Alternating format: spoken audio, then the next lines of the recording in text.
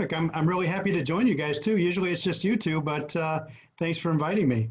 Yeah, we have a special guest on tonight, everyone. Our very own Doug Jefferson, our Director of Wine Sales. So Doug, thanks for popping on. Yeah. He's also known as the third wheel or Mr. Eye Candy. Well, that's in some circles, yeah. Yeah. In my circle.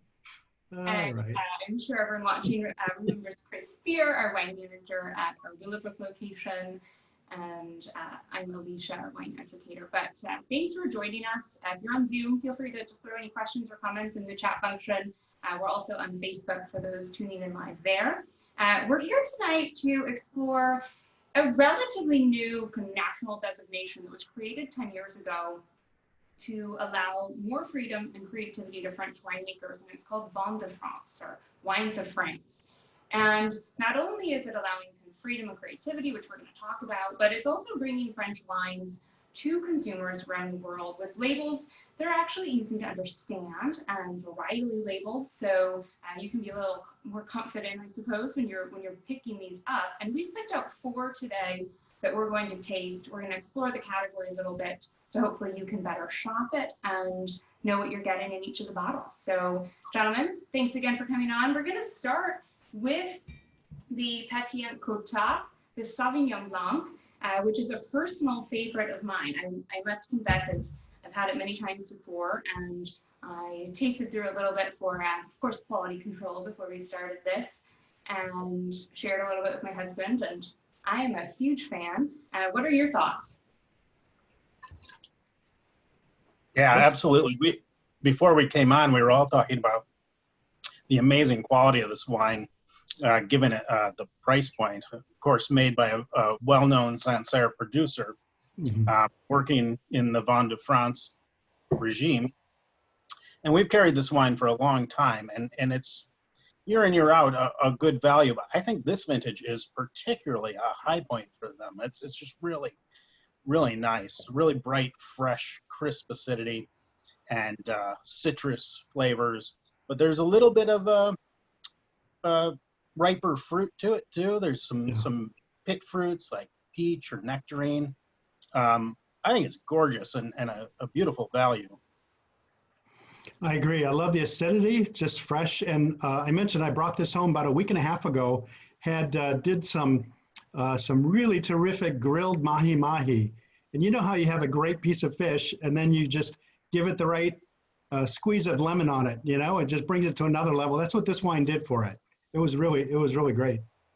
Yes, and for those that are pretty well versed in Sauvignon Blanc, to kind of compare this to maybe some different ones out there, it still has that kind of a little bit of that characteristic kind of grassy green bell pepper note to it, but nowhere near as pronounced as kind of some of your Marlborough examples. There's not as much tropical fruit as you'd find. It's distinctly French. There's a lot of minerality, I think, would be the additional component I would add to the descriptions.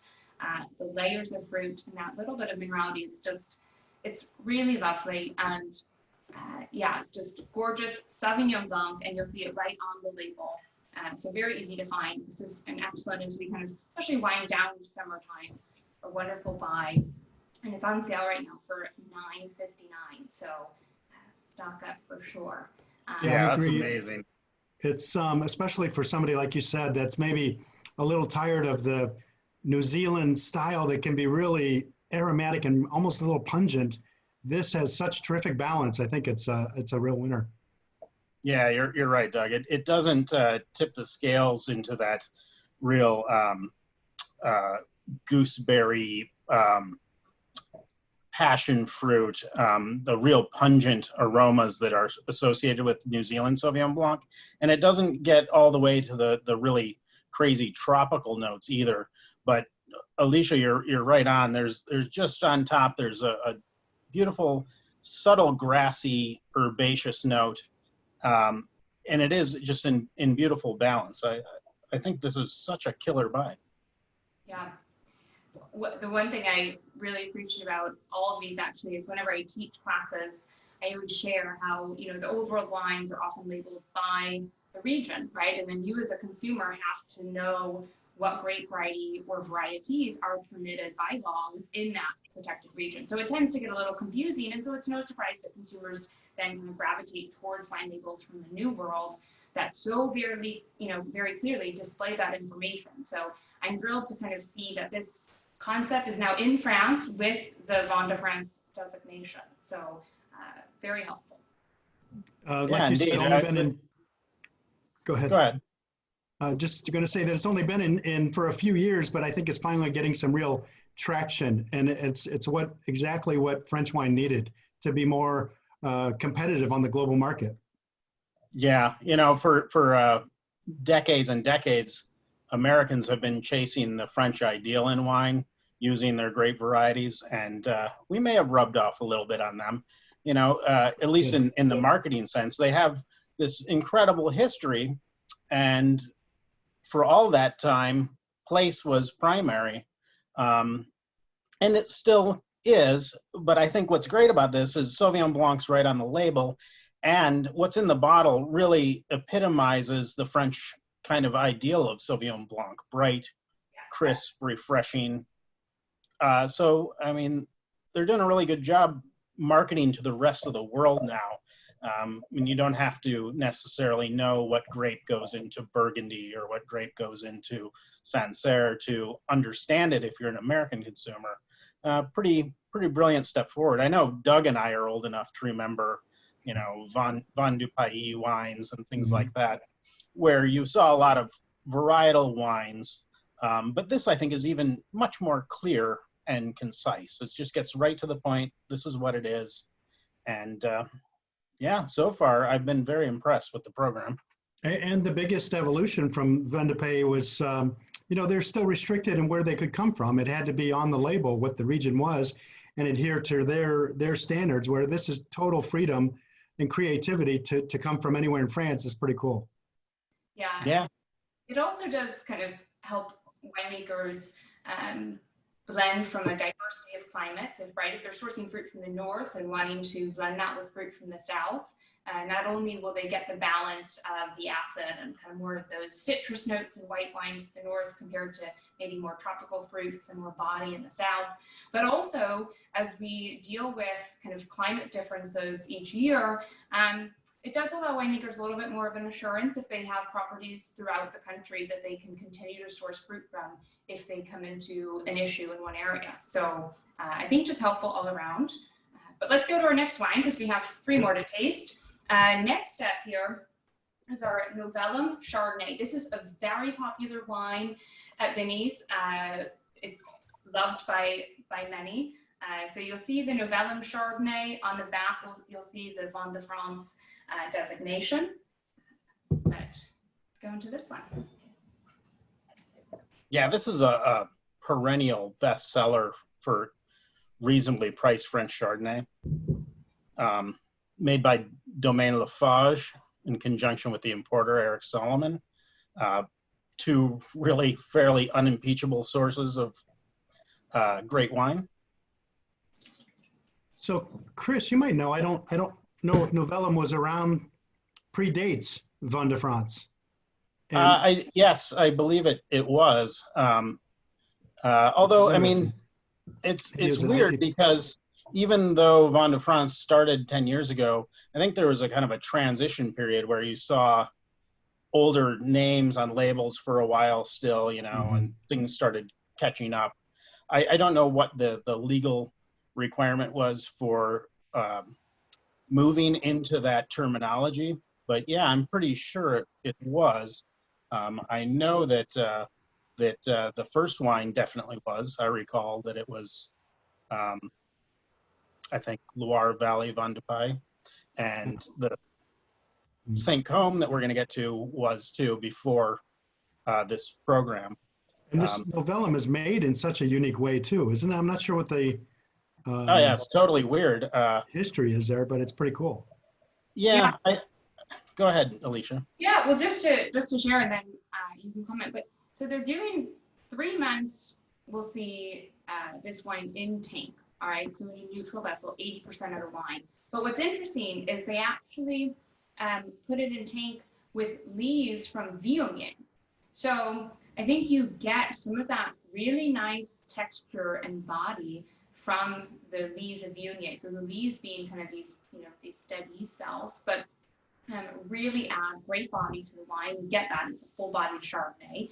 But then the other 20% of the wine is in French oak barrel.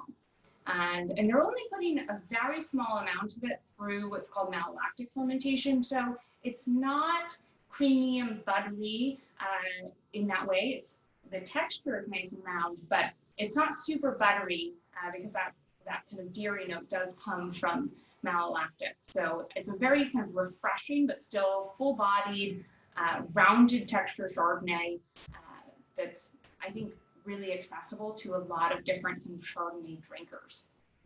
So for you guys are both a little more technically astute than I am. Putting it on Viognier lees is not really about aromatics of Viognier, right? It's just more about texture. Lees can definitely add aromatics. Usually when you're talking about Viognier aromatics, you're talking about floral top notes and things like that. I'm not sure how much the lees could possibly lend to that. But yeah, certainly aging on lees is about texture. But it is done in tank, so there's no batonnage or anything going on here. No stirring of the lees, which is the thing that really creates a creamy round texture. It's a very unusual technique, and if you look at the bottle, they're still allowed to call it 100% Chardonnay. So clearly the government is not recognizing that as a grape component in the wine. Right. It's a really a weird thing to do, but it definitely I think has an impact on the wine.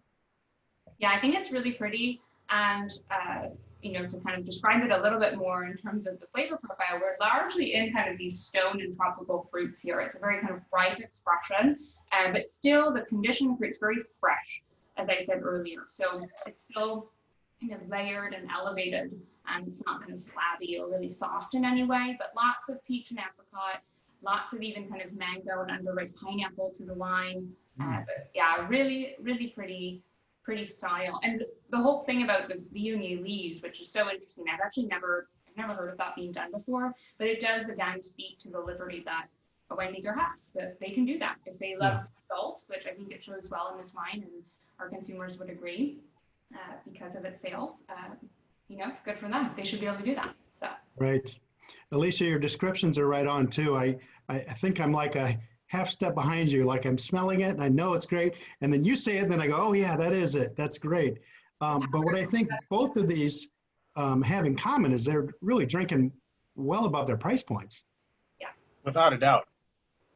Yeah, I would pay twice the price for either one of those, just quality wise. Yeah, and this one's coming in right now. Just we have it on sale for $11.99. So. Yeah, that's crazy. So good. Yeah. This can definitely compete with much more expensive Chardonnays, especially for those who like a brighter, crisper style. But there's absolutely no sacrifice in fruit character here. It's not lean and minerally. It's round and fruit driven and still bright in that acidity. Really good Chardonnay for the American market in particular. Yes, yes.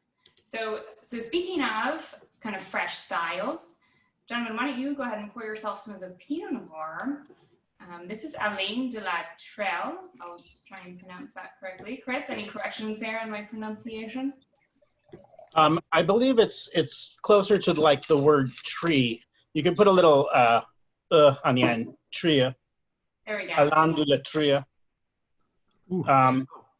Here we have the 2018 Pinot Noir, and this is all stainless steel, so we won't get any oak on this wine. It's aged in stainless for 6 months. So this is meant to be a very kind of light, fresh, very easy drinking, probably very fruit forward, clean style of Pinot Noir that you can probably put a nice little chill on, and I think it would be quite pleasant and very kind of quaffable wine. What are your thoughts, gentlemen? I was just gonna say, Doug, I hope you put a little chill on this one because I certainly did, and exactly, it's lovely. It's like the perfect picnic wine or bistro wine for lighter fare. But I think you could also use this as if you are inclined to have a red wine aperitif. It's just pretty, The nose is slightly floral. Mhm. It's all about cherries and strawberries. This is a lot of wine. This is really good. And I'm sure you guys have touched on it before, but I think that is a great point that I like to preach is put your reds in the fridge for 20 minutes before and take your whites out. You know, sometimes the whites get a little too cold in there, but I think that's great advice for anybody in working in wine. I feel like we say that every episode. Do you? Yeah, pretty much. Repetition. That's good. Yeah, well, it'll sink in someday. Yes. Right. Yes. Well, I mean, and you know, we've mentioned this, but Pinot Noir, it's hard to do at these lower price points. And I appreciate that they are unashamed about the clean, kind of fresh style they're going for. They're not trying to manipulate it to make this, you know, something it's not. It's supposed to be this kind of easy drinking, red fruited, clean style. So awesome buy if you're looking for kind of that nice, as Chris said, that nice kind of picnic wine. Also just great versatility with a lot of your kind of first courses and hors d'oeuvres. Oh yeah, this is the kind of red that you could do with fish or poultry, roast chicken, or things like that. It is not going to overwhelm. They're not shooting for Grand Cru Burgundian style, as you say. It's bright, fresh, easy, and you know, it's one of those wines that you can just sum up like it's delicious. You know, it's simple, straightforward, and lovely. You know, there's always a place for that in the world. Who I like could to not like this sometimes. So before we get to our last wine, a couple things. One, we have a question here from Marjorie asking about the food pairings for the white. So while we're kind of on that topic, we have the Sauvignon Blanc, which was mentioned, and if anything that you would go ahead and take a lemon over, that would be what I would have, you know, with this wine. Yeah. Everything from oysters and other shellfish through to a white fish, and definitely into your salad course. And I'll steal Chris's cheese thunder here and say that, of course, goat cheese is one of the classic Sauvignon Blanc pairings. So does Chris have cheese thunder?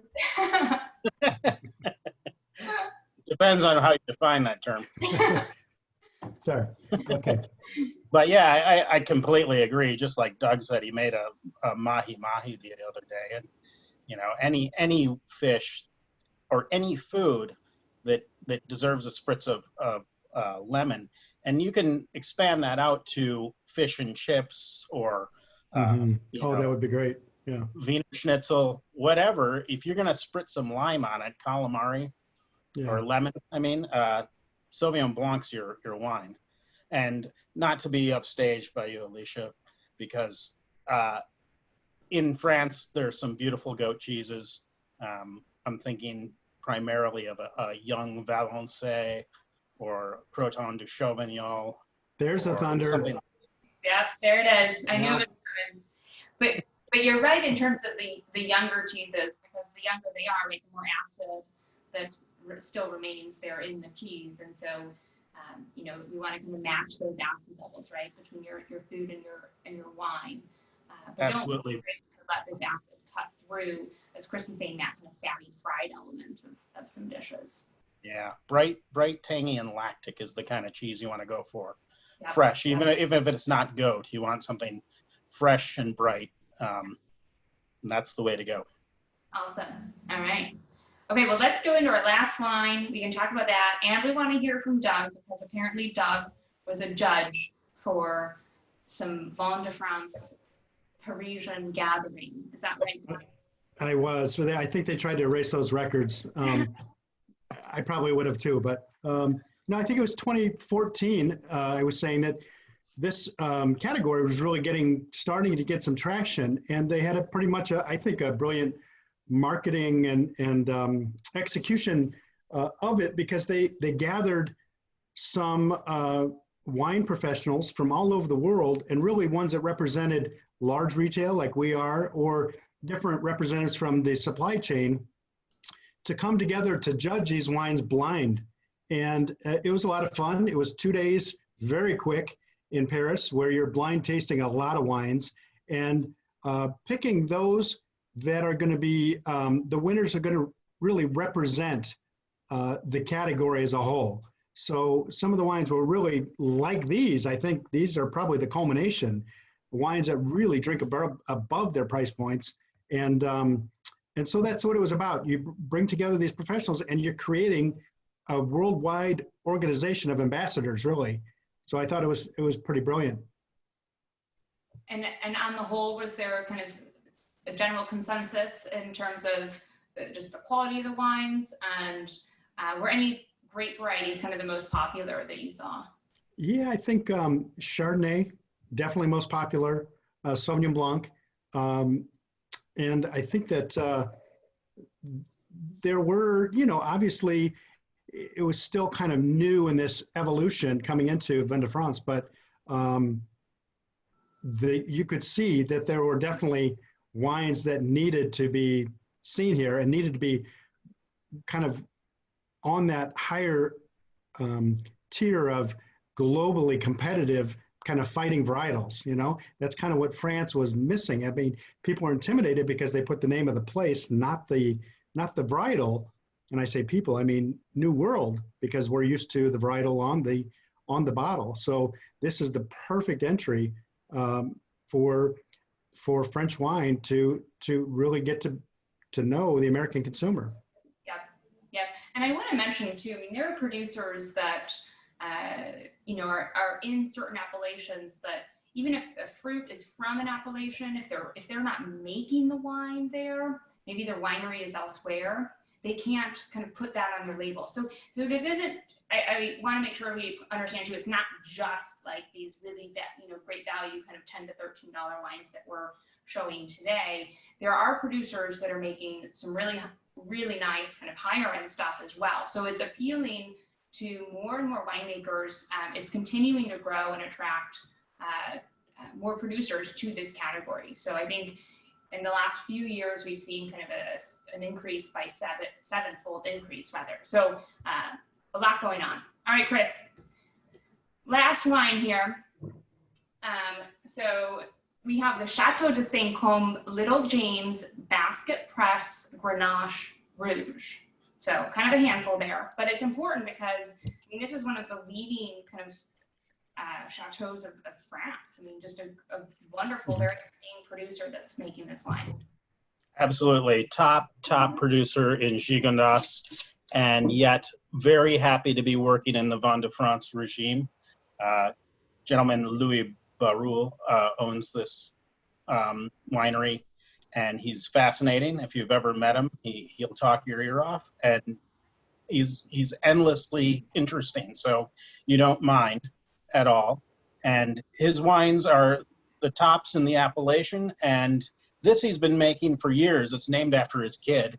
And I think when he started making it, James was really quite little, but I'm sure he's an adult by now. They've got a family history going back to like the 1500s, really, really long history and great track record of winemaking. And this is, I think, a really incredible value in 100% Grenache. It's much richer than the Pinot Noir, as you might imagine, but it shares some attributes fruit-wise. It's still very, very red fruit driven, lots of almost raspberry jam going on in here, and a little hint of spice on the finish. I think it's a remarkable value from a great producer, and I've been drinking this guy's wines for 2 decades, and always impresses. What do you think, Doug? I agree. I mean, tasting this blind, what would you think? I don't know. You'd think it's just another one of Saint-Côme wines. It's that good. I mean, they're an extraordinary Gigondas producer, but they produce a lot of different neighboring appellations as well. But this, I would say, is maybe a little more entry level for everything else they do. But wow, what a representation! It's great. Yeah, he's one of these, very typical profile in the Rhone or Burgundy, say, where he has his domain wines and then he has a kind of a negociant business. he puts the same amount of effort and skill into making wines at whatever level they are. So this is a prime example of know your producer, and if you're looking for value, buy down. There's one of the best strategies in wine there is. You know, you look for the budget, the level you want to be at, and buy from a great producer, and you can do that and get a really boatload of Grenache for your money here. So it's interesting. They say it's Solera, and it's bottled in 2019. So, right. Yeah, apparently they are blending grapes from or wine, you know, from multiple vintages back from 1999.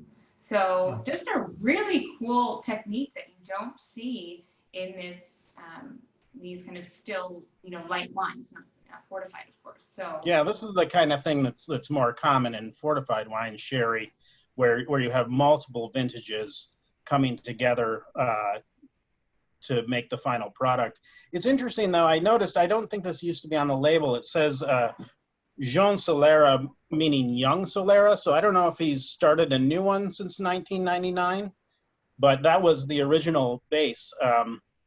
So it's hard to say what's in here exactly as far as vintages go, but it's always, my understanding is whatever the current release is, it's about 50% of the new vintage blended with the Solera. So really good though. You wouldn't think it would have the kind of freshness it does, you know, having older wine in it like that, but it's really bright and expressive. You know, and this is almost certainly in concrete tank, maybe old barrels for the Solera. I don't really know. Does anyone know? Solera's usually worked with barrels, but it's in concrete tanks. Yeah, concrete tank is very common in that area. So that's There's no not too surprise. many still wines that do this. No, they're a handful. You know, I can think of a couple, but it's a very unusual technique for a red wine like this. And so another question here before we wrap up, might be referring to the Pinot Noir because it's the same producer, but how does it compare to the Lafarge Nicolas? Any thoughts? Is the Nicolas is red, if I'm not mistaken, is it not? Yeah. Well, I think he might, is he talking about comparison to the St. James, probably both Grenache based? Oh yes, yeah. Kind of in here, Grenache. So I think if somebody, I'm getting confused because the Chardonnay was by Lafarge. Oh, that's right. Yeah.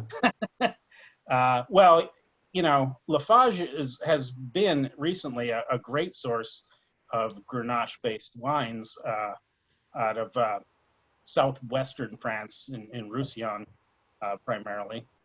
But I think it's excellent, and I don't want to spill the beans too much, but I know over the years, Louis Barruel has not only used fruit from the Rhone, but also, interestingly, sourced some grapes from Roussillon, thus making it one of these true wines of liberty, where he's not just sticking with one area, but blending things from across France to come up with a sum greater than its parts.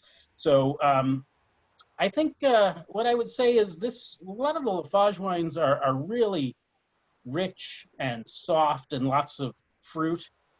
This might have a little bit more structure and a little more spice than the Cuvée Nicolas. That's my take on it. Yeah, if somebody liked one, they would certainly like the Little James. Yeah, for sure. And you know, both are pretty phenomenal values, quite frankly. Yeah. What are we selling the Little James for right now?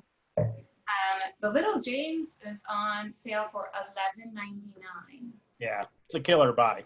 That's globally, and that price point, this stands at the top. Yeah, no doubt. This is just punching way above its weight class. There's no two ways about it. So we have another question that's come in from Robert. do these wines compete with some current efforts to feature blended wines? You can probably take that in a couple different directions. Any thoughts? Yeah, I'll start with, I think, you know, Vin De France is really focused on single varietal. So I'm not sure what he means when he says, you know, does it compare to and be competitive with blended wines? It certainly can be competitive with their price points, absolutely.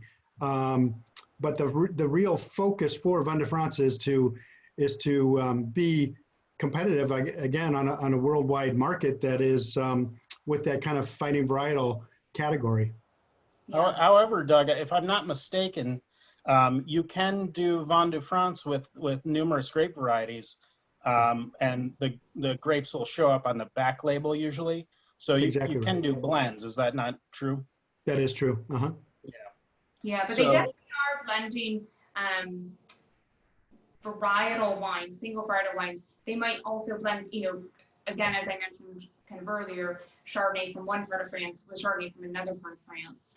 So when it comes to that blending, that could be happening for sure. You see. Uh-huh. Yeah. Yeah. So, all right. Well, gentlemen, thank you so much for exploring this category. And for those watching, we do hope you check out some of the great buys in the Vin de France category. Again, just great freedom here to the winemakers, creativity, and just a great kind of quality to price ratio for you. So I'm going to throw up the wines here, but any closing thoughts? Yeah, I'll just say that if you like what you've seen, or maybe you've tried with this today, we're adding more on every day. So just talk to our wine people. I think you're going to find some great new discoveries. Excellent. Agreed. Well, thank you I all would- so much for coming. Oh yeah, sorry. Go ahead. I can't leave without my final thoughts, Alicia. All right. That's true. Sorry. Although you can turn my camera off and I'll just talk to myself as I usually do. I would just say that, yeah, I agree. Incredible value here, and a really smart move to make these labels easy for, you know, British, Australian, American consumers to understand, without any sacrifice whatsoever in quality here. And I would also say, just because we gave it a little short shrift, the Grenache here, definitely some grilled meats, something like Yes. that. Perfect. Barbecue. Awesome. We did Yeah. miss that. Yeah. Yeah, for sure. Excellent. Well, thank you all. Have a lovely rest of your week. Go drink some French wine. Appreciate your time. Thanks, everybody. Cheers.